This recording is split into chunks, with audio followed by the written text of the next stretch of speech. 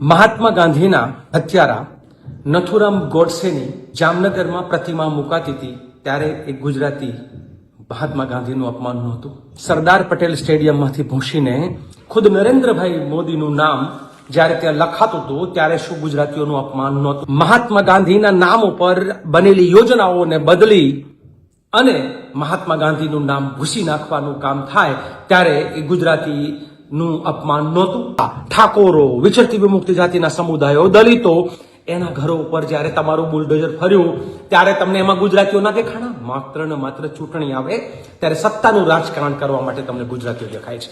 ગુજરાતના ખેડૂતોના ખેતરોમાં તમારો અદાણી ને અંબાણી જે છે એની લાઈનો નાખે છે. તમારી જ પોલીસને તમે મજબૂર કરો છો અને જ્યારે એ ખેતરોના પર થાંભલાઓ ખોડાય છે ત્યારે ખેડૂતોના દિલ ચીરાય છે ત્યારે તમને ગુજરાતી નથી દેખાતો. એ જ ગુજરાતની અંદર હોસ્પિટલો જે છે અદાણીના આપી દેવામાં આવે અને પ્રાઇવેટ ટ્રસ્ટોને આપી દેવામાં આવે, સરકારી હોસ્પિટલોનું ખાનગીકરણ કરી દેવામાં આવે અને ગુજરાતીઓને જ્યારે લૂંટવામાં આવે ત્યારે તમને ગુજરાતી નથી દેખાતો. આજ ગુજરાતની અંદર અદાણીના બંદરેથી જ્યારે ડ્રગ્સ આવે છે અને ગુજરાતના યુવાનોની નશોમાં એ ડ્રગ્સ ભળે છે ત્યારે તમને ગુજરાતની અસ્મિતા નથી દેખાતી.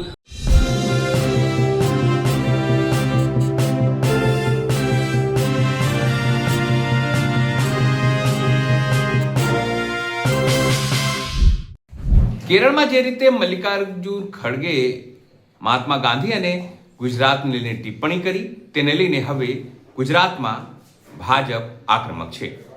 સીએમ હોય, ડેપ્યુટી સીએમ હોય કે પ્રદેશ પ્રમુખ જગદીશ વિશ્વકર્મા, તેઓએ પણ આકરા પ્રહારો કર્યા. ત્યારે હવે વારો કોંગ્રેસનું છે, એટલે કોંગ્રેસમાંથી લાલજી દેસાઈએ આકરા પ્રહારો કર્યા. તેમણે પૂછ્યું કે જ્યારે જામનગરમાં નાથુરામ ગોડસેની મૂર્તિ કે મંદિર સ્થાપિત થયું હતું ત્યારે ક્યાં અપમાન ગયું હતું? સાથે ગુજરાતમાં પોરબંદરમાં જ્યારે દારૂની પરમિટ વાળું દુકાન ખુલી રહ્યું હતું ત્યારે તમે ક્યાં ગયા હતા? સરદાર વલ્લભભાઈ પટેલ સ્ટેડિયમનું નામ નરેન્દ્ર મોદી થઈ રહ્યું હતું ત્યારે તમે ક્યાં ગયા હતા? સાથે સંસદમાં જે નવું સંસદનું ઉદ્ઘાટન મહાત્મા ગાંધીના જન્મદિવસના બદલે સાવરકરના જન્મદિવસે થયું ત્યારે અપમાન નહોતું થયું.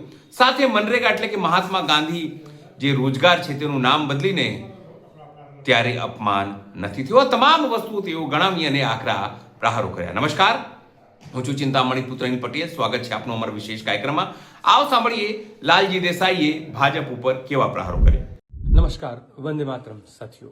ગુજરાતમાં જે પ્રકારે ભારતીય જનતા પાર્ટીના અધ્યક્ષ જગદીશ વિશ્વકર્માએ બેફામ વાણી વિલાસ અને આમ તો એમ કહેવાય ને કે બહુ એક રાડો પાડીને કોઈ પક્ષના પ્રમુખને ન શોભે એ પ્રકારે ભાષણો કર્યા છે. એમણે કેરળના પ્રચારમાં અમારા પાર્ટીના અધ્યક્ષ વરિષ્ઠ નેતા મલ્લિકાર્જુન ખડગે સાહેબના એક નિવેદનને લઈને હોબાળો કરવાનું શરૂ કર્યું છે. મારે તો એમને એવું કહેવું છે કે તમે આ કરીને શું કહેવા માંગો છો?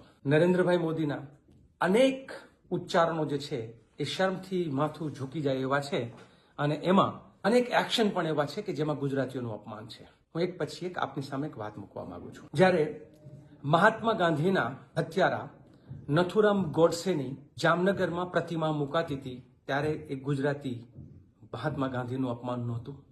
જ્યારે સરદાર વલ્લભભાઈ પટેલનું નામ સરદાર પટેલ સ્ટેડિયમમાંથી ભૂંસીને ખુદ નરેન્દ્રભાઈ મોદીનું નામ જ્યારે ત્યાં લખાતું હતું ત્યારે શું ગુજરાતીઓનું અપમાન નહોતું? પાર્લામેન્ટની અંદર જ્યારે નવી પાર્લામેન્ટ બને છે ત્યારે એ મહાત્મા ગાંધી કે સરદાર પટેલના જન્મ દિવસે એ પાર્લામેન્ટનું ઉદ્ઘાટન કરવાના બદલે એ સાવરકરના જન્મ દિવસે એ પાર્લામેન્ટનું ઉદ્ઘાટન કરવામાં એ મહાત્મા ગાંધી અને સરદાર વલ્લભભાઈ પટેલનું અપમાન નહોતું? મહાત્મા ગાંધીના નામ ઉપર બનેલી યોજનાઓને બદલી અને મહાત્મા ગાંધીનું નામ ભૂસી નાખવાનું કામ થાય ત્યારે એ ગુજરાતીનું અપમાન નહોતું? અહીંયા સવાલ એ પણ થાય કે તમે જગદીશભાઈ ઓઢવ એટલે કે નિકોલ વિધાનસભા, આ નિકોલ વિધાનસભાની અંદર માલધારીઓના મકાનો, દલિતોના મકાનો ઉપર જ્યારે તમારી સરકારનું ને તમારા જ કહેવાથી તમારા 500 કરોડના કથિત સંભવિત ભ્રષ્ટાચારની જે ત્યાં આરોપ લાગ્યો છે એ મુજબ જેમાં તમે ઇન્વોલ્વ છો એવું લોકો કહે છે, એ વખતે એ માલધારીઓ જે 1960-62 થી ત્યાં વસે છે એના મકાનો ઉપર જ્યારે બુલડોઝર ફર્યું ત્યારે એ માલધારીઓ તમને ગુજરાતી નહોતા લાગ્યા? માં અંબાના ધામમાં વસતા ગરીબ માલધારીઓ, બ્રાહ્મણો, વિચરતી વિમુક્તિ જાતિના લોકો એ ઘર વિહોણા બન્યા અને તમારું જ બુલડોઝર ફર્યું હતું એની ઉપર, ત્યારે તમને એમાં ગુજરાતીઓ ના દેખાણા? એ વિરમગામ હોય કે પછી તમે જોશો કે સાબરમતી, કેશવનગર, એથાપુર, ત્યાં વસતા ઠાકોરો, વિચરતી વિમુક્તિ જાતિના સમુદાયો, દલિતો, એના ઘરો ઉપર જ્યારે તમારું બુલડોઝર ફર્યું ત્યારે તમને એમાં ગુજરાતીઓ ના દેખાણા? માત્ર ને માત્ર ચૂંટણી આવે ત્યારે સત્તાનું રાજકારણ કરવા માટે તમને ગુજરાતીઓ દેખાય છે. તમે એક ઓર મુદ્દો, તમારા અમિત શાહ જ્યારે પાલડી વિસ્તારમાં કોંગ્રેસ તરફથી લઘુમતી ઉમેદવાર જાહેર થાય ત્યારે તમે તમારા ઉમેદવારો અશાંત ધારાની વાત કરે. શું એ બહેન ગુજરાતી નથી? જ્યારે તમારા જ પૂર્વ પ્રમુખ ભાજપના ખેડા જિલ્લાના વિપુલ પટેલ જાહેર છેડે ચોક એમ કે હા મેં રાજકારણમાંથી પૈસા બનાવ્યા છે, ત્યારે એ જે પૈસા લૂંટ્યા છે એ પૈસા ગુજરાતીઓના નહોતા? ભ્રષ્ટાચારનું ભોરિંગ ઉપર તમે બેઠેલા છો અને તમે એમ કહો છો કે ગુજરાતીઓનું અપમાન. આજ નરેન્દ્રભાઈ મોદી જ્યારે ગુજરાતના મુખ્યમંત્રી હતા ત્યારે કોઈક એક વરિષ્ઠ મહિલા, અમારી પાર્ટીના નેતા, કે જેને એમણે કોંગ્રેસની વિધવા કહી હતી, ત્યારે તમને ગુજરાતી તરીકે શરમ નહોતી આવતી કે આવું બોલવાથી ગુજરાતની અસ્મિતા લાજશે? કોઈકને જર્સી ગાય કહેવાની, કોઈને શંકર વાછડો કહેવાનો, ત્યારે તમને ગુજરાતની અસ્મિતાના કોઈ સવાલ ઉઠાયા? ગુજરાતના ખેડૂતોના ખેતરોમાં તમારો અદાણી ને અંબાણી જે છે એની લાઈનો નાખે છે, તમારી જ પોલીસને તમે મજબૂર કરો છો, અને જ્યારે એ ખેતરોના પર થાંભલાઓ ખોડાય છે ત્યારે ખેડૂતોના દિલ ચીરાય છે, ત્યારે તમને ગુજરાતી નથી દેખાતો. એ ગુજરાતના ગૌચરો લૂંટાય છે, ગાય માતાના ગૌચરો લૂંટાય છે અને તમારા જ આખલાઓ ચરી જાય છે, ત્યારે તમને એમાં ગુજરાતી નથી દેખાતો. એ ગુજરાતની અંદર રહેતા બાળકો 40% કુપોષિત હોય ત્યારે તમને ગુજરાતી નથી દેખાતો. એ જ ગુજરાતની અંદર જ્યારે અડધાથી વધારે બાળકો જે છે એ ખાનગીમાં શિક્ષણ લેવા માટે મજબૂર બનાય, સરકારી શાળાઓ બંધ થઈ જાય, ત્યારે તમને ગુજરાતી નથી દેખાતો. એ જ ગુજરાતની અંદર હોસ્પિટલો જે છે અદાણીના આપી દેવામાં આવે અને પ્રાઇવેટ ટ્રસ્ટોને આપી દેવામાં આવે, સરકારી હોસ્પિટલોનું ખાનગીકરણ કરી દેવામાં આવે અને ગુજરાતીઓને જ્યારે લૂંટવામાં આવે ત્યારે તમને ગુજરાતી નથી દેખાતો. આ ગુજરાતના પ્રત્યેક પરિવાર ઉપર 2.5 લાખનું જ્યારે દેવું તમે કરો છો, તાગડ ધીના તમે કરો અને દેવું ગુજરાતના લોકો ભરે, ત્યારે તમને ગુજરાતી નથી દેખાતો. શરમ આવે છે.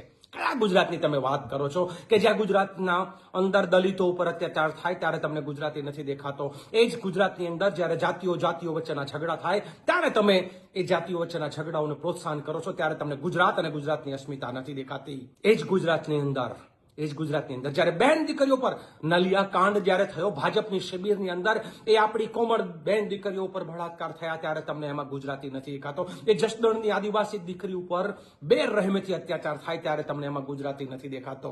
કયા ગુજરાતની વાત કરો છો?